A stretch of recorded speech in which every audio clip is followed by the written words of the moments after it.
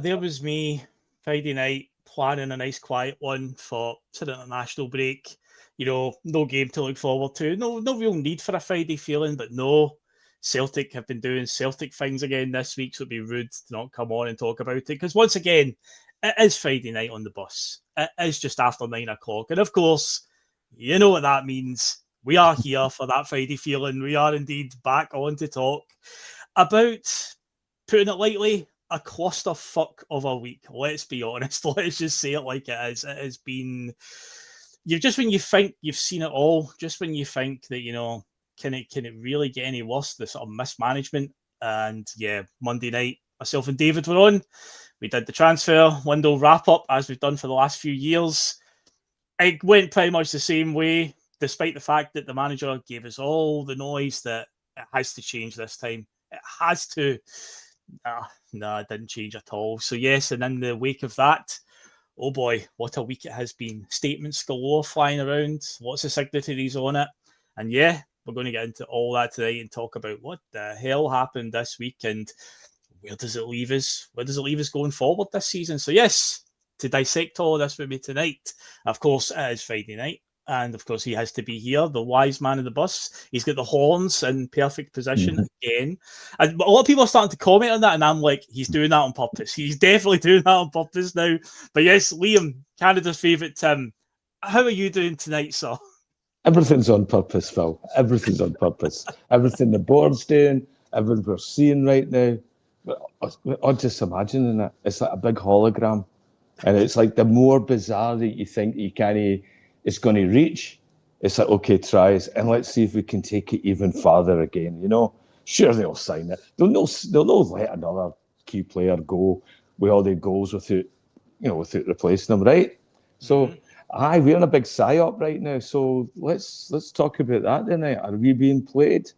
Are we the ones? Are we just part of this, again, this billionaire, bourgeois, elitist plaything?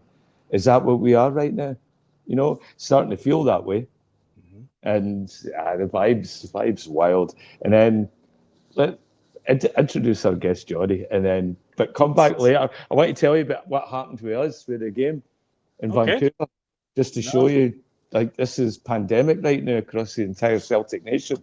Oh no, that word speaks fear. But yes, joining us again for the third week in a row now, Johnny. I think it is. You're becoming a regular now on this bus. You've got a season ticket now, mate. I am, yeah. Get your membership for $1.99. It seems to land that I get my Fridays to myself, so that's. I think, well, why not Friday night? Why not jump on the bus and have a little hurl around with you guys? You in the Mile High Club yet? I know, Phil. I know, Liam. Just asking. Football podcast we're on here, Liam. Well, on that bombshell, before we go any further and dig a further hole, just remember, folks, do all that good stuff and help us out massively. Again, we're still motoring along nicely. The numbers have been shooting up recently. Gotta be honest, I think a lot of that's been helped by some absolute car crash results for Celtic in recent weeks. Always when there's a bad result, more people come and watch it. So yeah, we have obviously benefited from that with the subscribers and the views that have been great recently. So help us go on that wee bit more. Hit the old like button. Help us out in the traction with the old algorithms. That would be massive for us. Hit the subscribe button if you discover us as well tonight or in the next few days and you like what we do, then by all means hit the bell notification as well. And you will be reminded when we are on the road. And of course, you can become a member of the channel as well for $1.99 a month. It just keeps the wheels on the bus going round and round and helps keep some diesel in the tank, because yeah, it's none of our content will ever be behind a paywall. We're not planning on some sort of Patreon thing or anything, so again, just helps us out massively in that sense. Of course, share the link of this bus far and wide. If you like audio downloads, we've got a link to our audio page in the description below. And let's see who's involved in our comment section tonight. I think it could be a busy one. So let's see who is here. Joe Henry is here. James Kennedy is here. Graham Tyrrell is here. Smell the Glove. Jim Dolan. Celtic Maid. Franco Gantini is here. Who else? Ian McIntosh is here as well. Let's go up as well. William O'Toole has dropped in too. John is here, and of course Johnny's on screen as well. And yeah, Jim C. He did say at the start actually he's AWOL tonight, but he's left a message at the start of the show, and you'll catch up later on. So yes, with all of that said and done, all the good stuff out the way. Yeah, wow, what a week! What a week to be a Celtic fan. So I can't say it's not easy being a Celtic fan, but it's always worthwhile. And I hope come the end of this season we can sit back and say it was all worthwhile in the end, because we got away with that one. Because right now, I don't know what are we doing. It's like all the easy layups that have been there for the whole time. It's like, are we trying, Liam, to cause a title race here? Is that what we're trying to do? Like, what is going on? The amount of times the managers came out and said what we need. The captain's obviously said his piece as well. And obviously after that absolutely dismal game at Ibrox, the post-match interview, other than the fact probably Brendan was quite dejected about a terrible game of football that he just watched, but he did look kind of defeated there. The body language was telling us everything when he was asked about, we expect to be busy tomorrow, and well, we have to.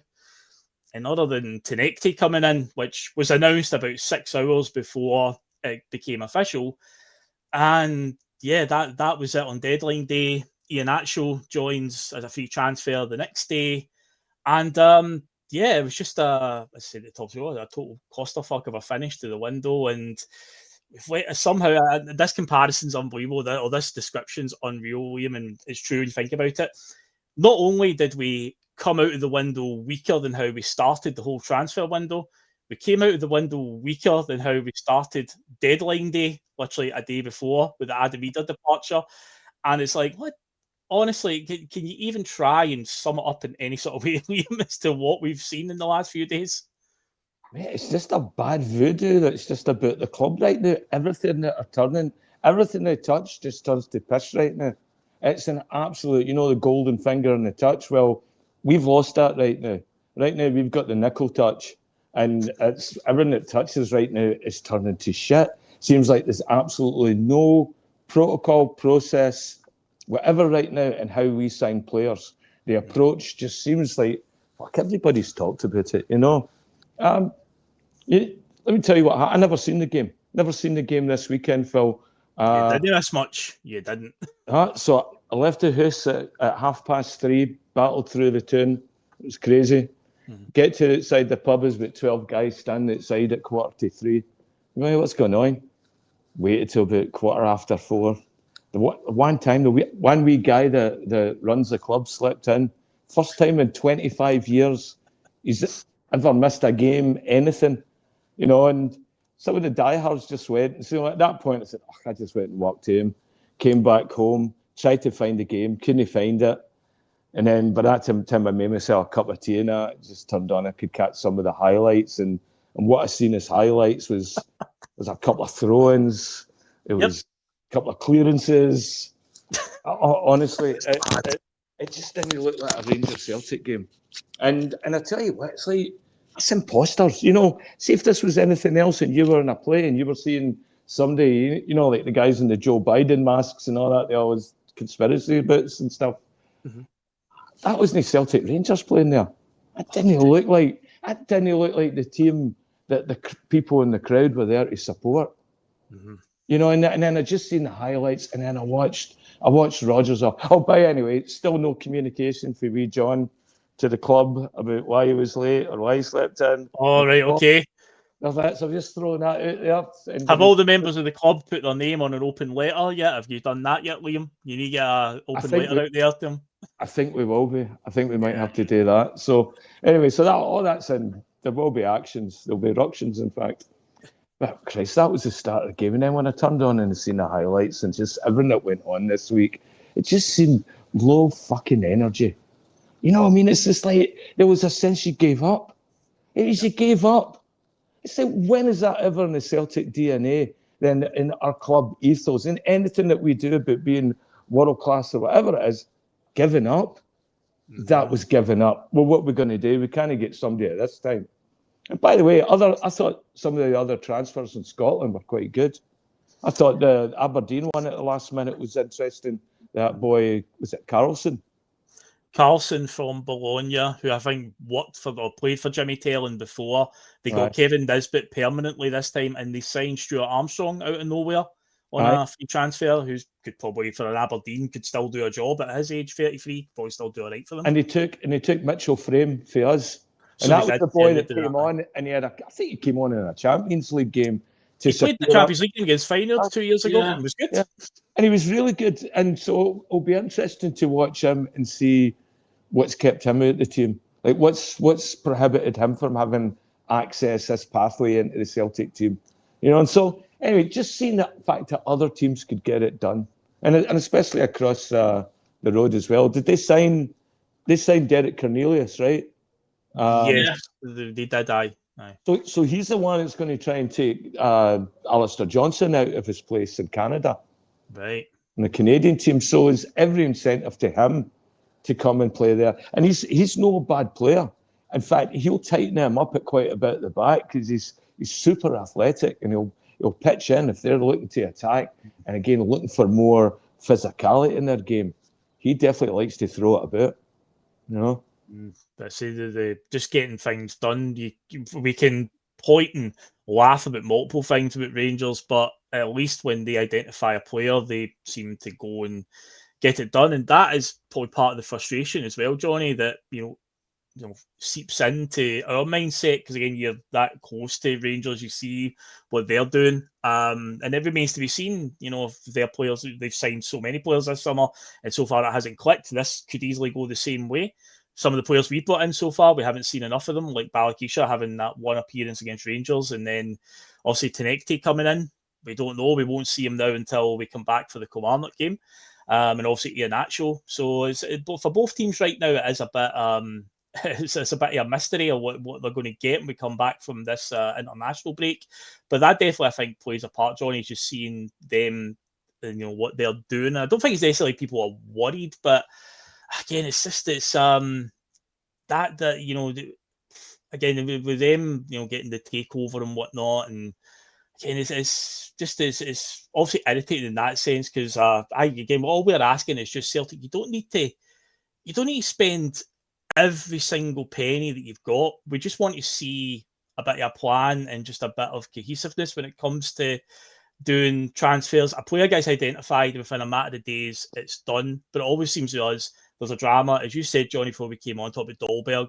That whole drama, you said you don't usually watch YouTube highlights and all that, but this one you actually took the time to go and look this guy up, and that was for 5 days or something to go. It was only about the window ended on Monday, and it was like Thursday was the first report that we got about Dolberg, wasn't it? So there was still a few days there, and it just obviously collapsed. And some of the stories that came out since then, and that's the most frustrating thing from the way we are doing business to the way they are doing business. Like when we get some linked with somebody, it either completely collapses or it just ends up going nowhere or drags and drags and drags. But with them, it's just a case of they go out and they just get it done, Johnny. Yeah, but the thing was that with that Dolberg deal, I mean, I don't know how accurate it was, but I read somewhere that it was last Friday I first watched him on YouTube, and just before we'd done the show last Friday. And then I'm sure I read on the Saturday that the deal was pretty much done. Or I think it was after we'd lost out to Ajax then, but the deal was pretty much done with Celtic and Anderlecht, and it was all agreed, everything was in place. But Celtic done the usual and fucked about. And the guy was apparently quite happy to come to us, and he was agreed everything. And we got a finger out and said, right, Saturday morning, right, let's get this deal done. Let's get your arse over here. Boom, get it signed. Medical signed, ready to play on Sunday. We'd have got him. But as soon as Ajax, the dominoes started to fall for Ajax when they sold their striker, I can't remember who he went to. But as soon as Sunderland, I think it was. Yeah, Sunderland or Brentford was one of them. As soon as they'd done that deal and they made noises about signing Dolberg, that was it. Aye. His head was turned and he was going to somewhere. Let's face it, he knew what he was going to. He'd been at Ajax for 4 years. Before he'd scored plenty of goals for them, and all he had to do was hop over the border from Belgium to Holland, and job done. When you look at Rangers, they've just sold Ingemani. Yep. 11 million quid. They sold. They sell Dessers in the end. I've been away, but they sold Dessers and they sold Jeffy, the left back, in the last week of the window, like at the start of the last week. They sold him. So they took in about 18 million quid in space of 3 or 4 days, yeah? Something like that, and then spent 10 or 11 million quid of that. Yep. We talk about what we've brought in since the transfer, since the end of last season. Mm-hmm. We're selling, if we include all the Frimpong money, Kuhn money, Kyogo money, the Narovsky money, and all the other ones we got in, and we spent next to the equivalent fuck all. Yeah. It's just scandalous. In fact, I think if you said to everybody on the bus, whether it's us on the screen or the people watching, write out your prediction of what's going to happen during the close season. Mm-hmm. If we'd come up with what's actually happened, even we would have gone, no, that's just, even for us, even for Celtic, that's just too far-fetched. Yeah. There's no way we're going to be as bad as that. We could just never have dreamt of it. As we went into the last week of the season, well, I think we all, if we're being honest, we sort of seen it, the writing on the wall. Mm-hmm. It was just had a bad feeling on. And as for the game, Liam, you didn't miss much. I watched the game. I watched the game travelling to Heathrow last Sunday because I was passenger with my brother-in-law. And I sat in the back of the car, watched it. And it was actually more interesting looking at the other traffic on the M25 than it was watching the fucking game on my phone. It was just dreadful, awful. Honestly, so bad. Just when you think, Liam, you've seen the worst 2 games of football with the 2 games against Kairat, just when you thought that it can't get any worse than that. On the words of Mick McCarthy, it can. And the Rangers game was it was so free. It's literally 3 of the worst games of football I've ever watched, all in the space of 10 days, and all involved my team. And it's like, I can't believe how bad all those games were. They would honestly get football stopped, every one of them. But yeah, you didn't miss much on that one. A couple of comments as well. I just want to bring up. Graham Tyrrell says, Phil, in regards to what I was saying about how Rangers are getting things done, they have experienced football people running their recruitment department. We have a lawyer and a guy in a hat. That's a fair point. Yes, indeed. John has came in and said, it's getting to the point that no club or agent will deal with us. That is interesting. I wonder what's causing that. And also, Gerard coming in with a worrying one. Gerard Mullen saying, Phil, have you heard anything about Strachan getting a director of football role? Bloody hope not. And that is wherein lies the problem. Things like nepotism and jobs for the boys. You know if as a director of football that we Chesney's going to be sniffing about it.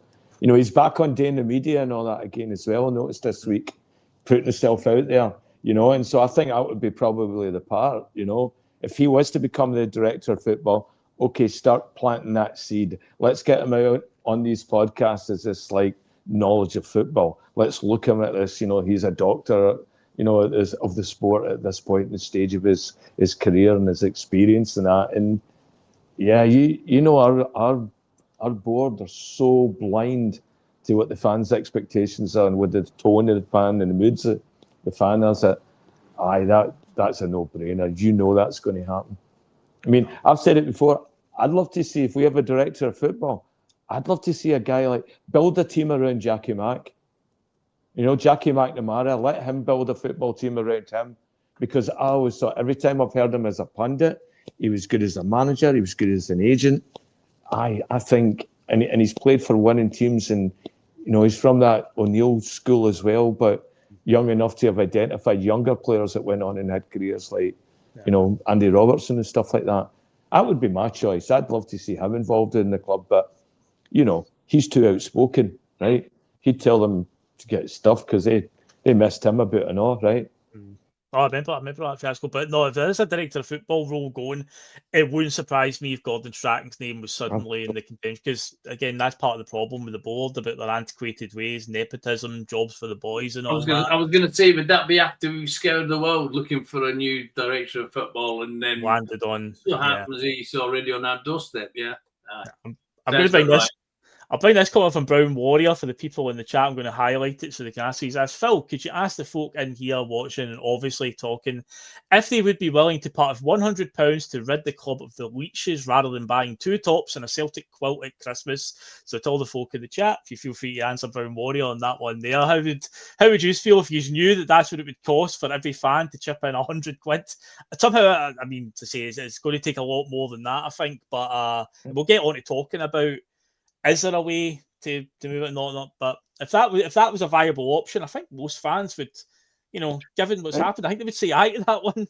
Well, the fact that it was pitched with the exact same amount of clarity and communication that you get from this board, it's a no-brainer. Snatch it up. Give you £100.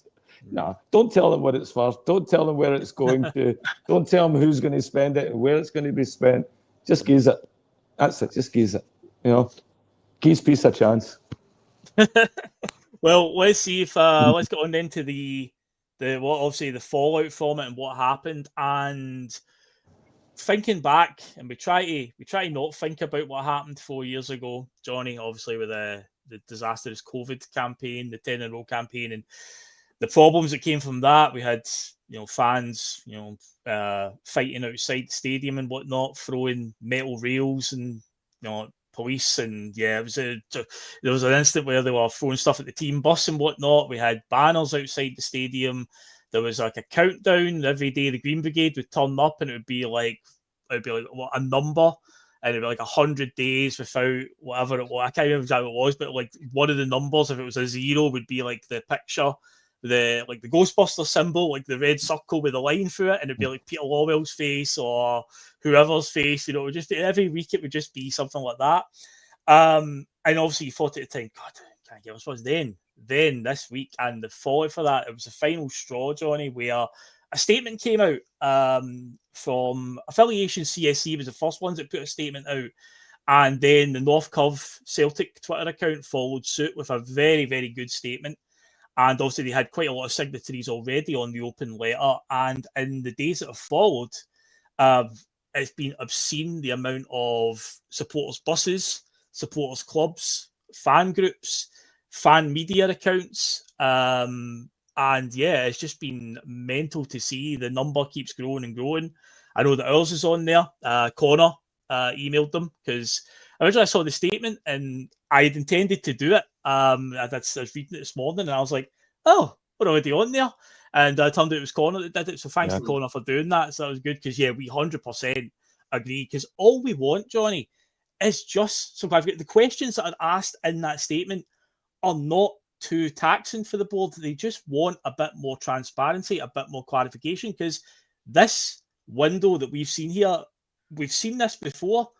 And we're just asking the simple questions. Why does it keep happening? Why does a club that constantly talks about how financially strong it is seems to be so prudent with the money? What are they afraid of? What is it that's stopping them from doing these transfers and not getting things over the line? And that's really what the core of this is. We just want a bit more transparency. And it has been an incredible thing to watch, Johnny, the sort of movement that's been happening with I don't even know what the total is right now, but it was an obscene number of signatories, and to say over the next few days, I expect it to keep going up. But it's quite amazing to see how unified the support are in this one, because even with the stuff that happened 4 years ago, there was still a few fans there that were still I remember all the way along, we can still turn it around. We still got games in hand, and there was still a few that were still saying, Neil Lennon can turn this around. But this time, it feels like it's pretty much all the fan base are very united here, Johnny. They definitely seem to be from what you've been seeing and reading and listening to. I mean, I've been listening to, obviously I was away last week at the beginning of the week, but I was listening to podcasts when I was out in Seattle, and everybody, all the podcasts are all singing off the same hymn sheet. What we want, it's not just transparency, but we want people in those positions at Celtic, board level, recruitment level, management level, who know what they're fucking doing. And these guys just, I mean, obviously I've never met any of them in my life, but they just don't seem to know what they're doing. I mean, there's one thing going into try and sign players and trying to bargain for the best deal.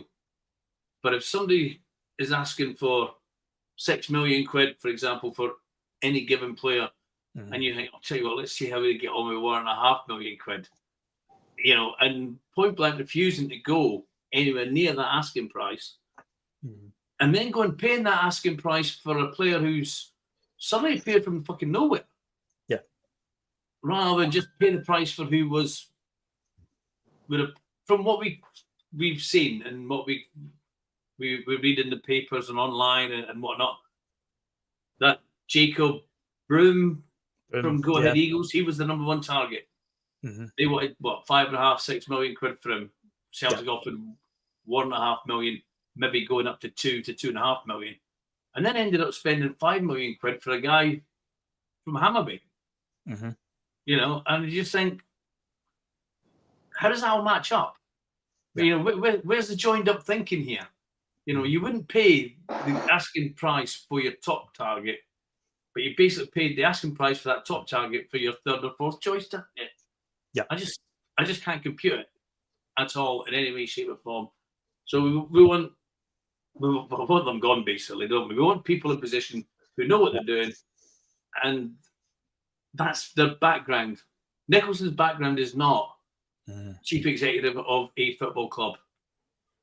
His background's he's a solicitor.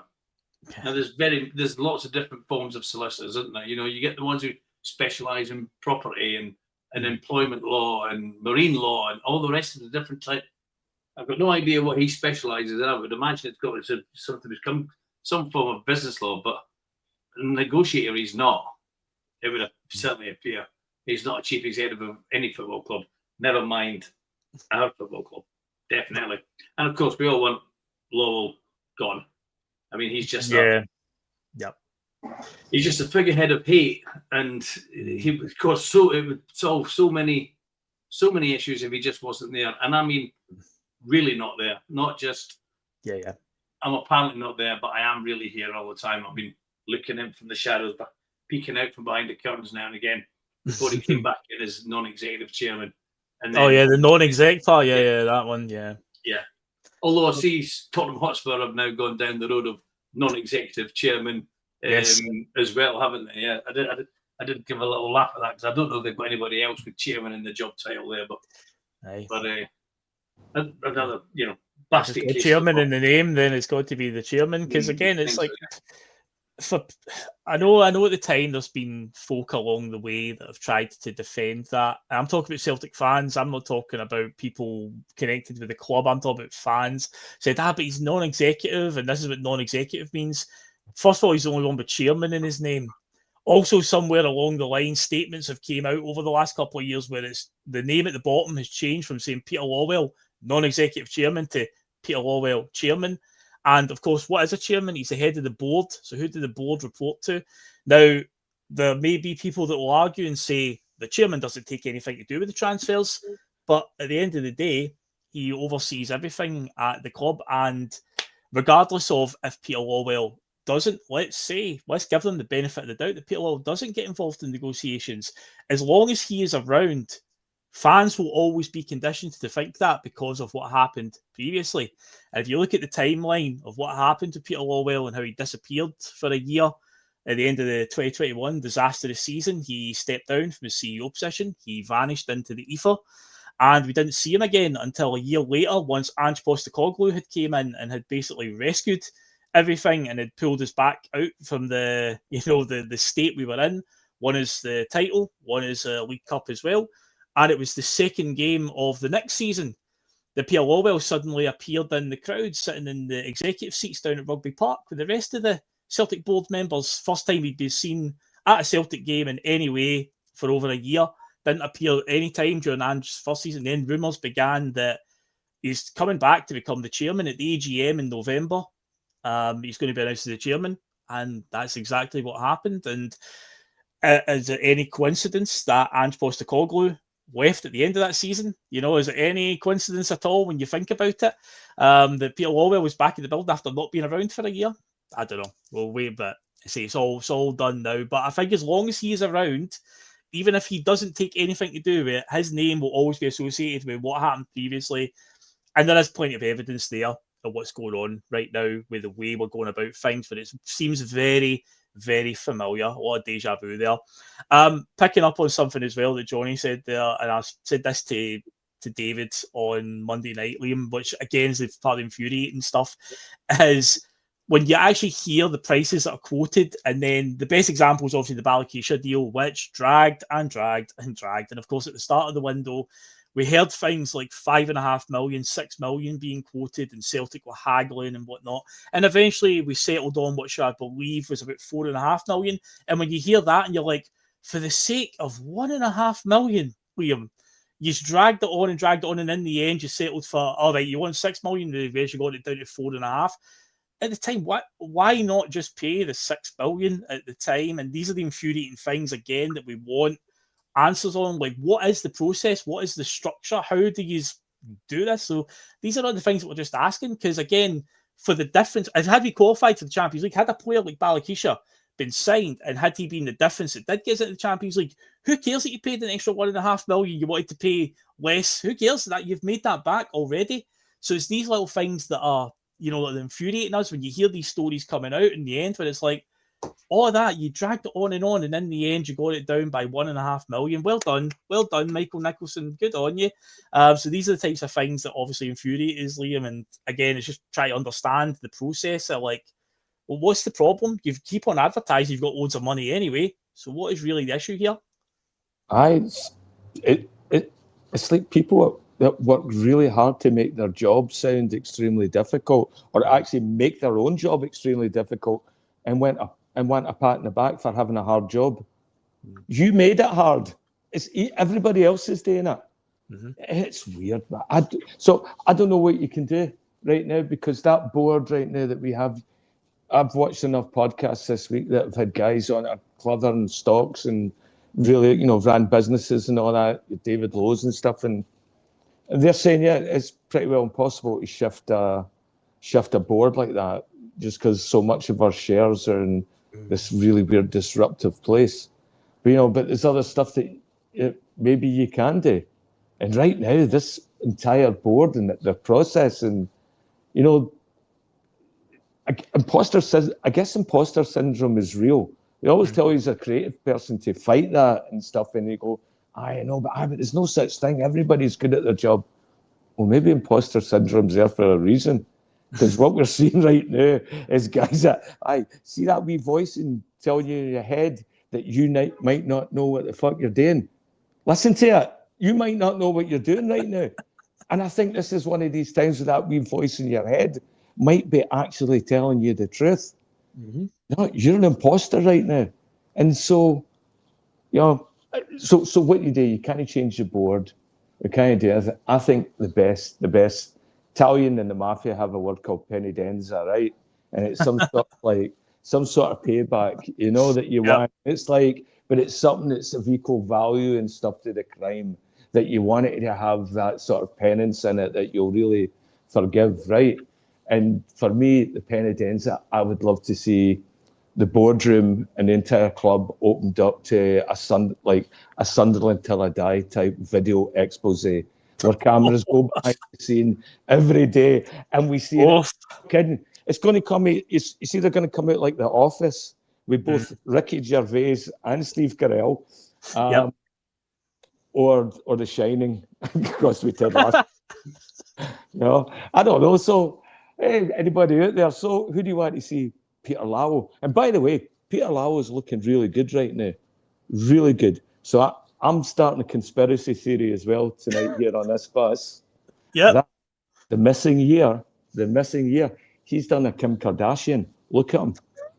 He's looking good. That missing year, he's went for calf implants, a pec lift, and he's got fucking heated heated driveway still? No, heated arse cheeks, because heated chairs are too expensive. He's just got heated arse cheeks, so he can take them anywhere. Anyway, that's it. Bulgaria. I blame Bulgaria and Rakia. Kim Kardashian and Peter Lawwell in the same sentence. Who'd have thought it? The mod's Scottish. Chris Kardashian, that's who I meant. She's looking good right now. But she's actually Scottish. All right, okay. Aye. Her, Trump's Ma. We've got a lot to answer for. We got off the hook. We do actually. We got off the hook very easy for a lot, you know. Speaking of Scotland, by the way, we've just drawn 0-0 with Denmark, so that's 2-0 draws with Kyrat, a 0-0 draw with Celtic and Rangers, and I've just seen at the corner of my eye another goalless draw. What? Yeah, I hope I never see another goal again. I forgot what a goal looks like. I'm embracing this new goalless culture. It's what it feel like giving up meat or something, like being a vegetarian. It's like I've given up goals for Lent. Well, Kasper Schmeichel's kept another clean sheet. There you go. He's not conceded a goal yet this season, so there you are. He pulled off one good save for McTominay. I noticed that, but yeah, he's not conceded a goal because the one goal that Celtic did concede this season was against Falkirk, and it was Sinisalo that was in goal. So Kasper Schmeichel's on a wee run here, but another goalless draw. I'm beginning to forget what goals even look like now.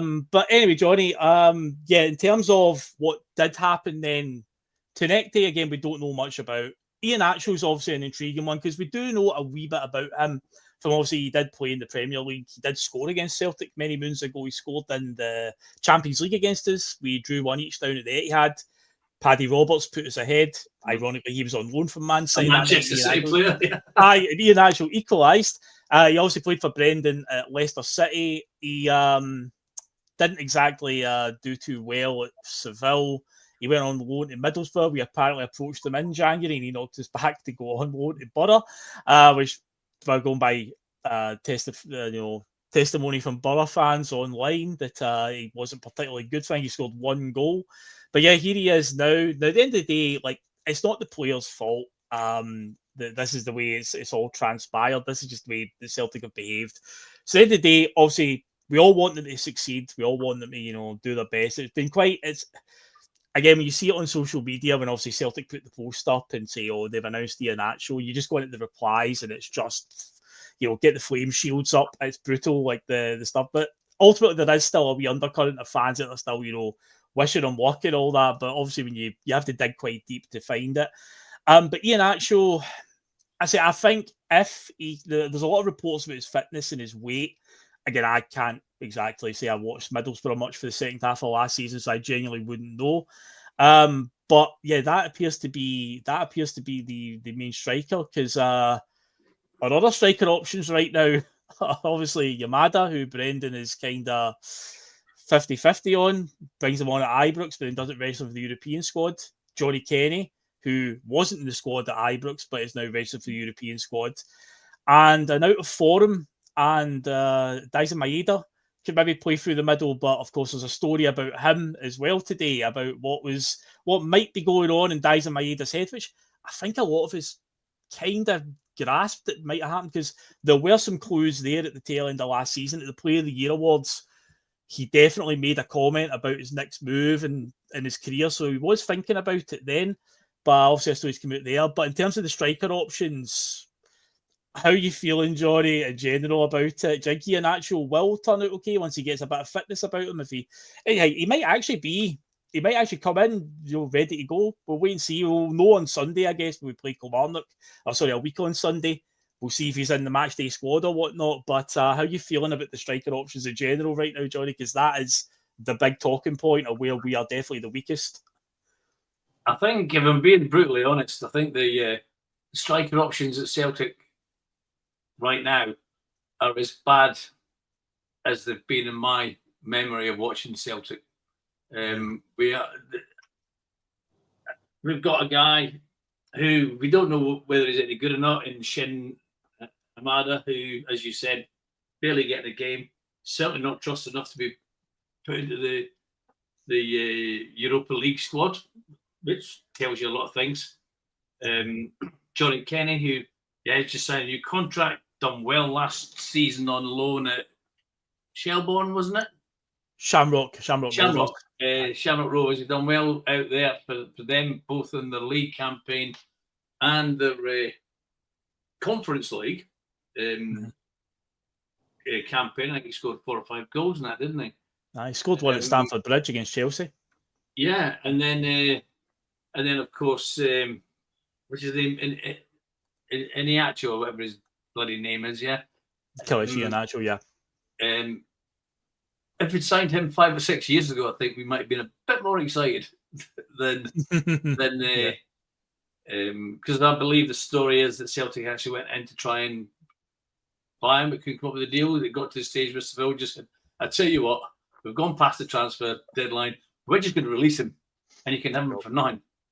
And even that dragged on. That even dragged on. Yeah, exactly. I mean, even like you could just imagine the Celtic board would go into Poundland to the bargain bucket in Poundland, and something's down from £1 to 75 pence, and they would try and get it for 50 pence. He'd say, "Fuck off, just pay it. Do whatever's required." But I mean, like I said, I was less than excited when I seen his name. And then there was some photographs circulating. I think I put it on our WhatsApp group because I think somebody put it. I said, "Please tell me that's an AI-generated photograph of him," because he looked about 20 stone and not 20 stone of muscle either. So I'm not in the slightest bit excited about our attacking options. Even with Dyson, I think I tend to agree with Mark Kearney. But as he was saying all last season, that this is a freak of nature season for Maeda with the goals he scored, playing through the middle. Because if we had that in him, I think we might have seen it. Don't get me wrong, I love Dyson Maeda, right? He's not a great football player. In 20 years' time, if we get asked who our favourite cult player is at Celtic, he's going to be up high on everybody's list. Yeah. But I don't think he's an out-and-out striker. I think if he was, we'd have seen better signs of it before we got that good 6 months of him playing through the middle last season. Yeah. It started to fall away just at the wrong time last season. The last 2 or 3 games, it started to the mask started to slip. Hey, let me ask a question then, just to your point then, Johnny. When did Harry Kewell leave? He was a striker coach. That was the first half of Brendan's season back, because Lewis Palmer scored a goal up at Ross County and ran over to the bench and celebrated with him. That was one of the last games at Kewell. So Kewell was here for about the first 4 or 5 months of Brendan's return season. Yeah, he was, yeah. And is that when Maeda started lighting it up? No, I think that's when Maeda started to look a bit better playing out wide than he had done. With a bit more composure. Shall we say? But no, it was that. I think Maeda is one of these players that would benefit from a better coaching. Like the way he played for Ange is completely different than the way he plays for Rodgers. What you're seeing him when he used to do that sort of like just bang bang A to B, cutting down, going back and forward, like closing down defenders and the goalies and all that. He doesn't do that as much now. He's moving back into different positions.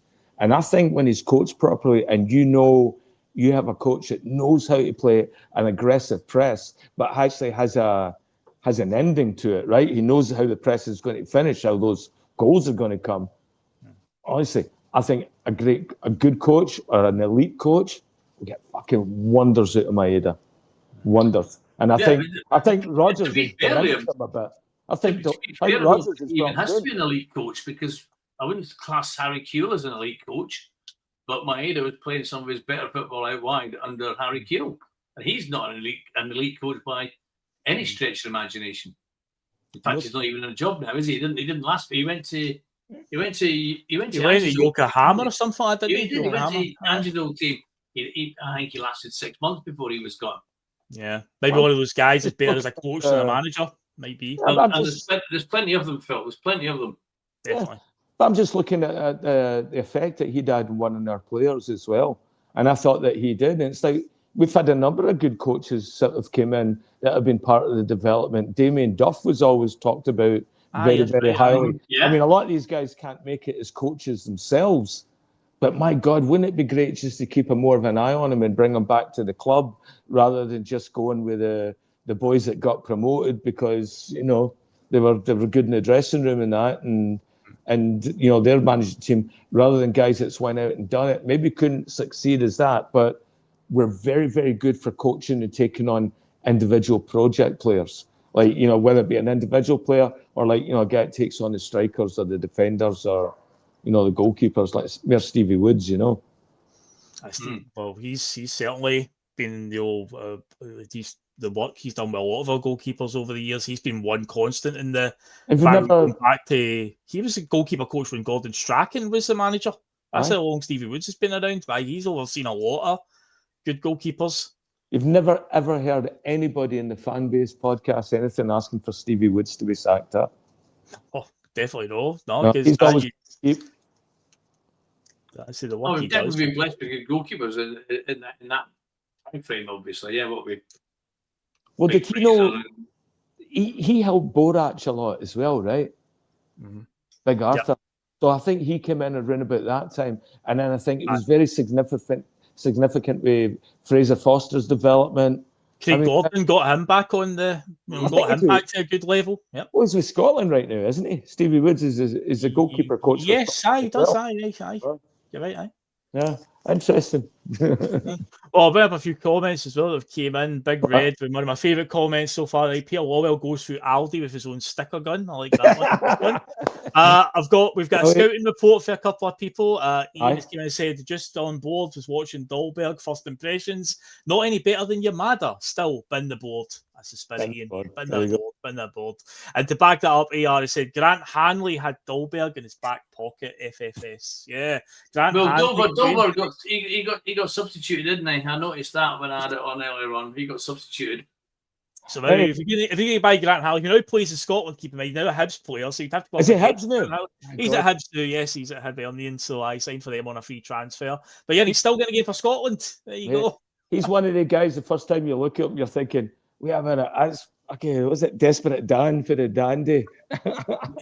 I can't believe that he's still getting picked, but fair play, Scotland. The thing is, like, we talk about Brendan and his being stubborn with tactics. Stevie Clarke, who Liam, you and I have spoken on this pod before about Stevie Clarke. Please, never give us Stevie Clarke. 4 at the back he played tonight, which is a big thing for him not to go 5 at the back. And 2 up front, he had Shea Adams and Lyndon Dykes both starting. And it's like, if Stevie Clarke can listen to the criticism, because one of the biggest things that's been labelled at him in the last year after the Euros, where we just went and we just sat back and didn't attack anybody, was we need to be more attacking. He actually, put a play. They got a 0-0 draw the night with Denmark. Okay, they didn't score a goal, but it was a bit of an adventurous move for Clarke. And for what I saw, they played no bad. So, it's like, if a manager like that can do it, Brendan, you've got to shake it up going back for this international break. You've got to change it, because I found it interesting. I said that to David on Monday night. There was a quote doing the rounds after the game at Ibrox where it was that PLZ Soccer or whatever from Twitter had put a thing out saying that Brendan in the post-match presser had said something like, this isn't the way we set out to play. And it's like, well, somebody's making them play that way. Either the players are going against you, Brendan, and you're throwing them under the bus, where they're just deciding we're not going to play how he wants to. We're just going to default to passing it sideways, or you are wanting them to play that way.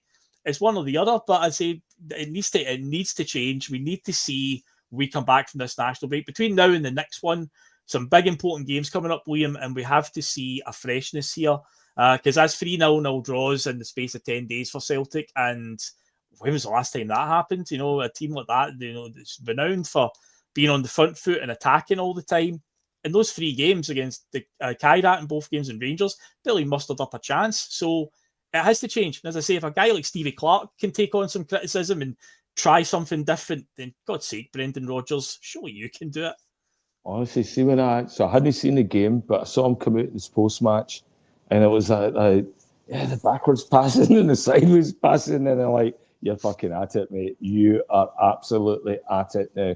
You're treating us like mugs. You had nothing to do with that. Nothing. It was the horseshoe. It was the golden horseshoe. It was primetime Rodgers golden horseshoe. That's what they do. They go back, and it's just like, how many times can we pass it back and forward? Watch it against Alkmaar. I've watched it 100 times, and it's just it's controlled football for the sake of having control of the game. And I've said this before, because you just have to listen to him. He just picks key words. He reads from messaging points rather than from his heart or the way we talk about football. No, he's concise, he's controlled, and that's it. He controls what he wants to tell us the way he wants us to control a game, which means you don't get any flair, you don't get any drive, you don't get any point, but you just have control. So as long as he's controlling the game, he's happy. And then at some point, he's going to hope there's going to be a disruption of somehow either from a mistake or a piece of magic from one of our players where we get in a point and somebody can take advantage from a scoring possession. But until that happens, it's control, control, control. And you know what? That's it. Nobody wants control all the time. It's boring. You know, it's why those, make your own stories, make your own movie, whatever, doesn't work. Because you want surprise, you want suspense, you want novelty, you want humor, you want things that come out that just create because of like creativity of invention and magic. That's why you watch football. I don't watch football. You see a guy make a pass back and forward 30 yards. And my God, to be a pro football and have that degree of athleticism, run, in 70 minutes and still pinging balls back and forward, yeah, that takes something. But for that other guy to look up and see a space and sort of figure out the movement and all that and just create something, yeah, what happens? What happens if I put it in that space? Fucking hits it with purpose. And next thing you know, you've split open the defence. I don't know. That seems to be missing for Rodgers' games. Yeah. I think he must have got lucky with Liverpool. I think he had a prime Suarez, and I don't think he was overly coaching Suarez. I think Suarez, he was doing what he was wanting. He was biting who he was wanting. Spitting on people now as well. I see. Like, does he come across as a guy with a lot of discipline, right? I get the impression. I think he just showed up that team and said, you've got no other option than me right now. I'll do what I want. So maybe that's what we get with, what's his name? Iheanacho. Yeah, Iheanacho. Yep. I'm going to mangle his name for the first couple of shows, innit? It's like... Kalechi. Just call him Big Kalechi. There you go. Kalechi, all right. Kalechi, Iheanacho. Kalechi. Big McClatchy. Big McClatchy. Right, okay. So when you go on about Brendan saying he's not been telling the players to play the ball back the way and all this, it was only last season that he criticised the support for booing the players for passing the ball back. We'll try to change the angle of attack. He said the angle of attack. Yes. Recycle the possession and recycle the to get a different aim. So he obviously was telling me, look, if you can't go forward or if you can't see an obvious go forward, just go back. It bores the tits off us, as it obviously was that day. And he criticised the home support that was that the same night that they were singing. He sang about the Kieran Tierney song as well. Yeah. It was just after we get pumped by Rangers, then we played St Mirren at Celtic Park, and I think just a lot of frustration came out because he got his pants pulled down by Philip Clement's Rangers team, and it was the first time.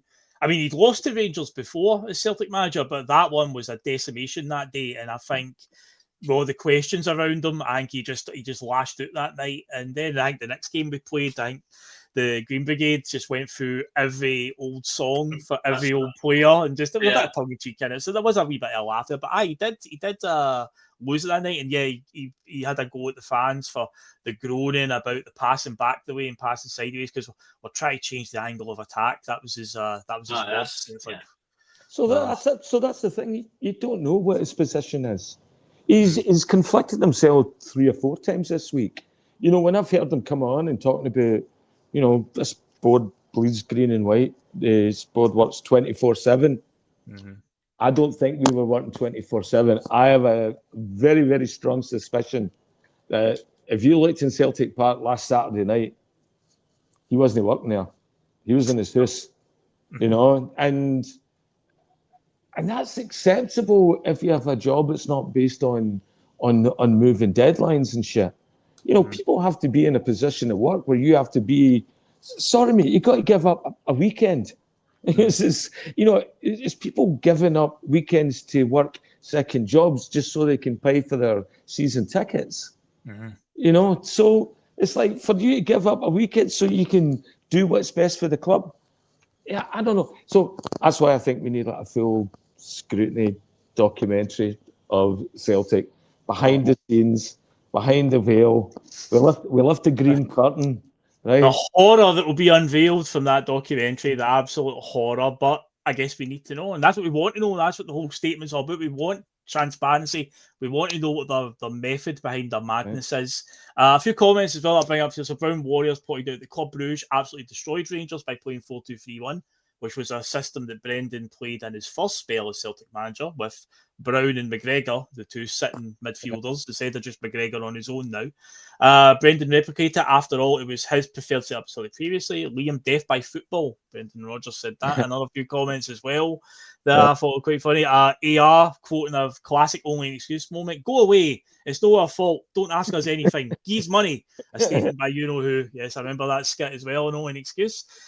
Strange Love the Doctor says it's a weird blend, isn't it? The obsession with control, yet at a high tempo pressing side. How does that work, Brendan? As Liam says plenty of times, he's sick of controlling the game. What you do is you go and you win the game first and then control the game. By all means, then do it. Go and get 2-0 up, 3-0 up.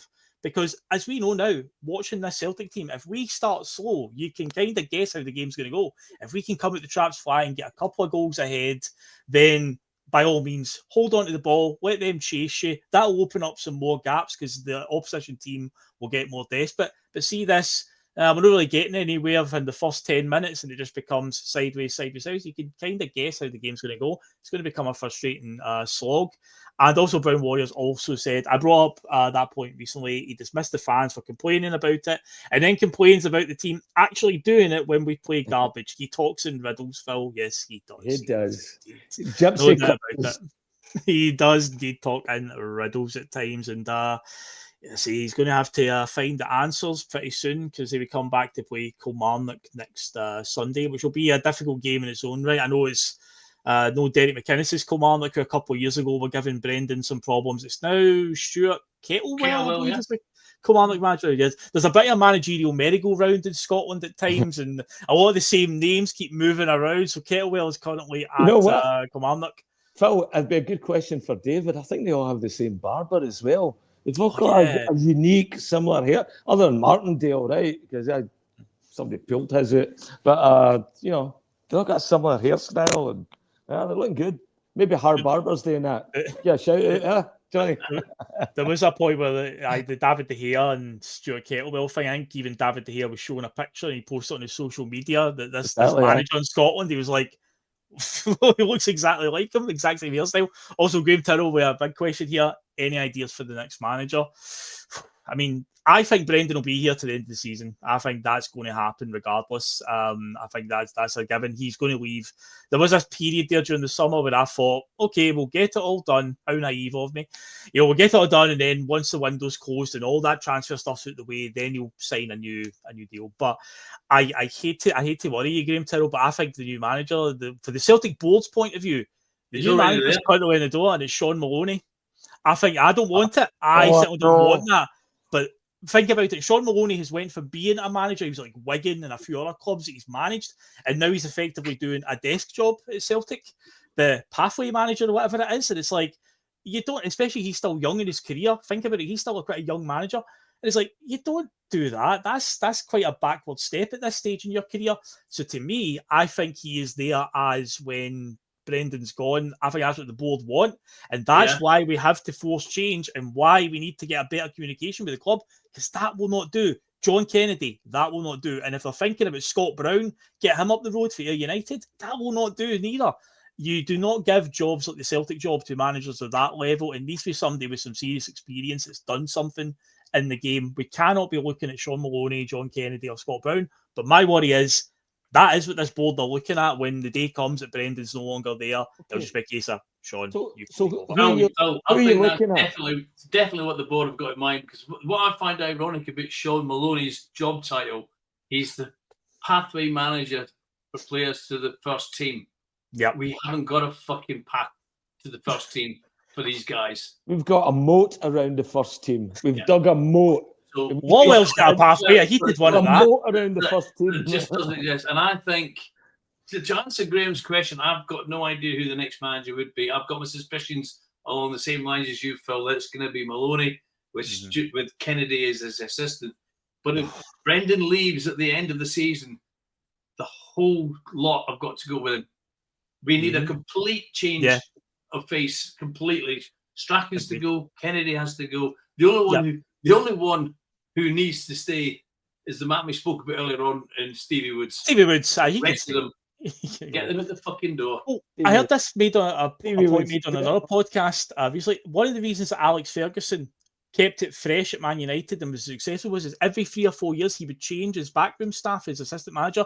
He had Phelan, and then he had McLaren, and he had Carlos Queiroz, the Portuguese guy. I think he came back for a second spell as well. He did, he was and around.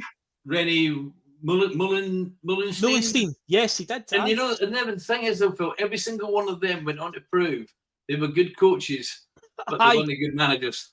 Aye, they exactly. were good coaches. Steve McLaren springs to mind. Steve McLaren had a little bit of success, but Queiroz went off to Real Madrid and stunk the place out, didn't he? He did. Carlos Queiroz had a bit of a shocker whenever he's went. He has been a bit of a bad one. But no, that's no, that is a fair point. So I do think that needs to happen. There needs to be a massive overhaul, and hopefully, see the statement that's came out. I expect it to, to gain momentum again over the next few days. I think it's going to keep getting added to. But the question we'll end on, and I'm not going to do the answer to this. I'll get the opinion of both of you. Will it prompt any response from them? Because there was a story yesterday, and it was quickly, nonsense essentially, where Michael Nicholson apparently was going to speak to Sky TV, and then the story came out saying that was reported wrong. He's not.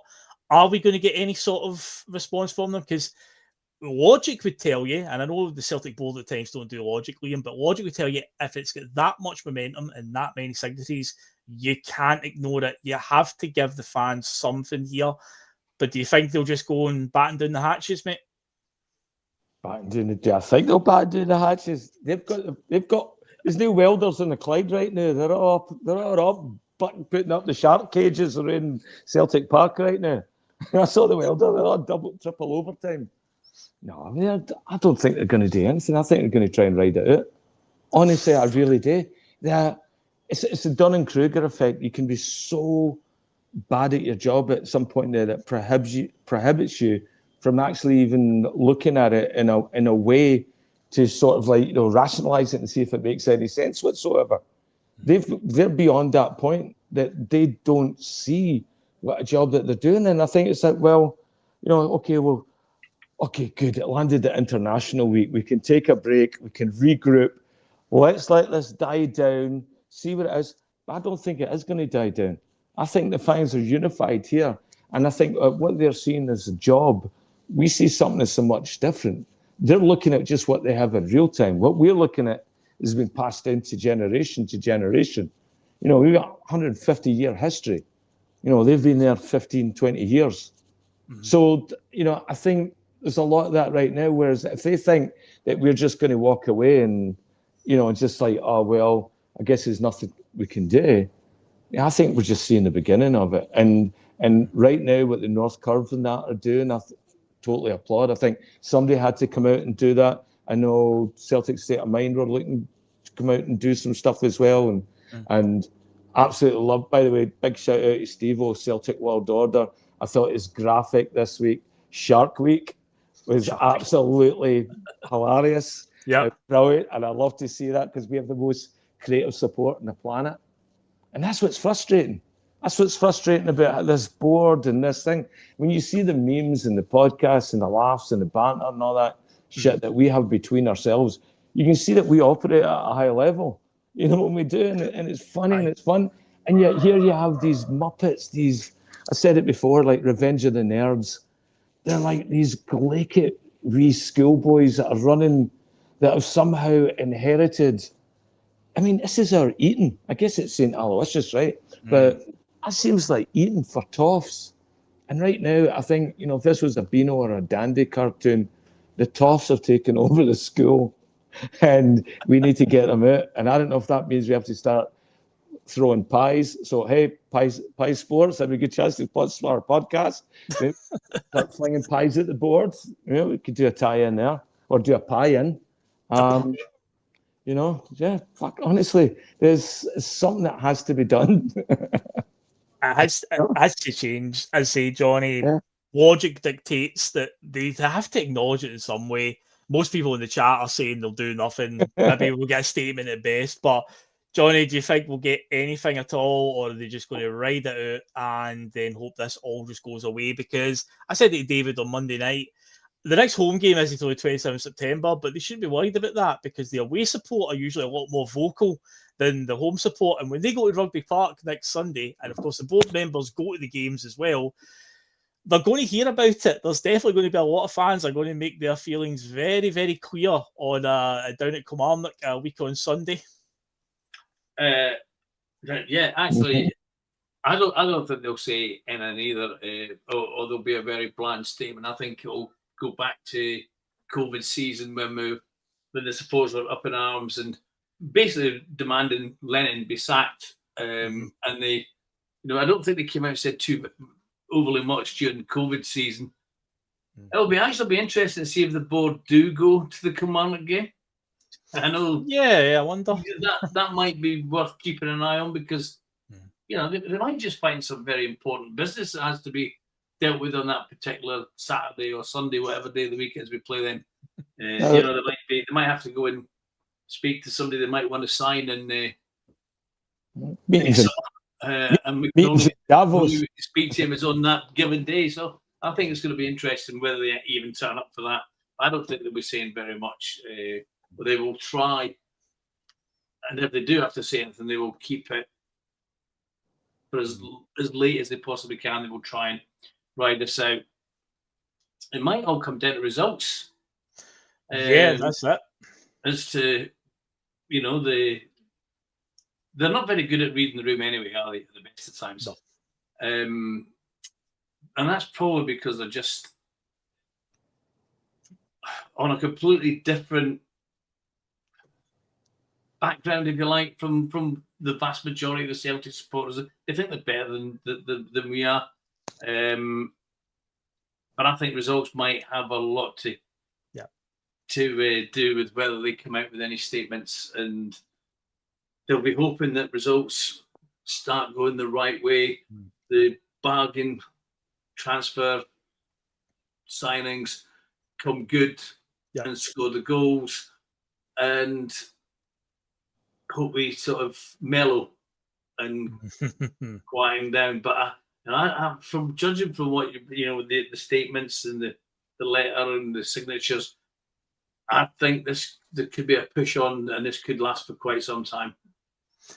I think so. I think the immediate future right now, you're right, results will have to, if results can improve, obviously, but the saying is back the team, sack the board.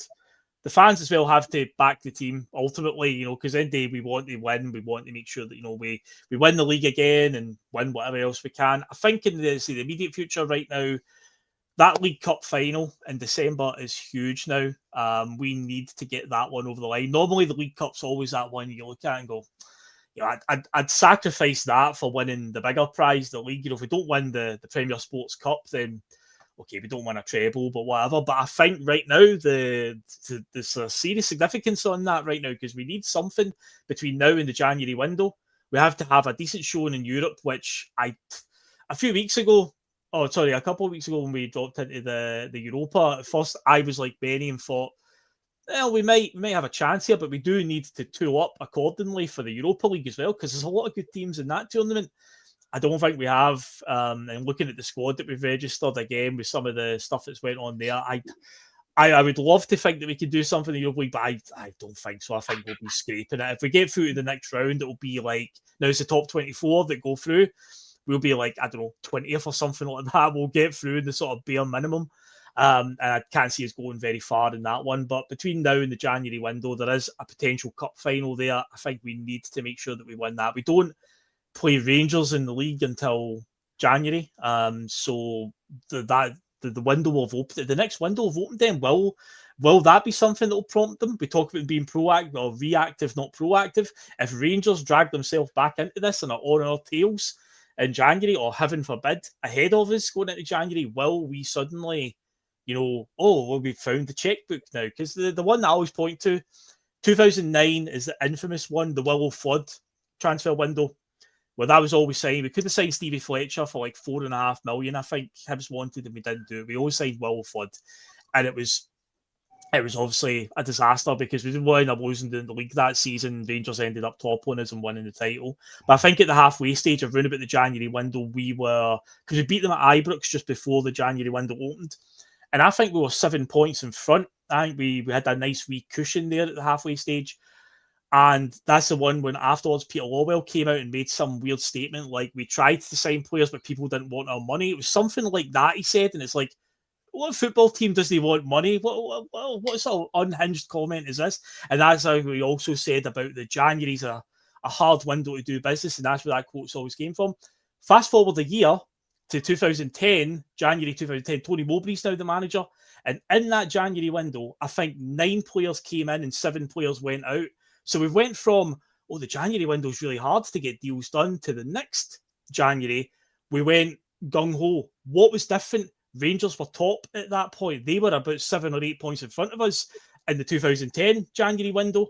So it shows you that, when the chips are down and we're up against it, suddenly we'll find the checkbook, no problem. So the idea that the January window is hard, it's not at all. So, but I don't want to be in a close title race. I love Celtic being way ahead, but we are basically doing everything in our power right now to make it a title race right now. And yeah, we have to come roaring back. See, that League Cup final, there's a huge emphasis on that now. We have to go and try and win that to get something, between now and the January window to, lift the spirits here. Say, if we can get a performance in Europe and just keep winning domestically, we don't need to play Rangers now until January in the league. So we've got Killie, Partick Thistle in the League Cup. We've got Hibs at Celtic Park, and we've got Motherwell before the next international break.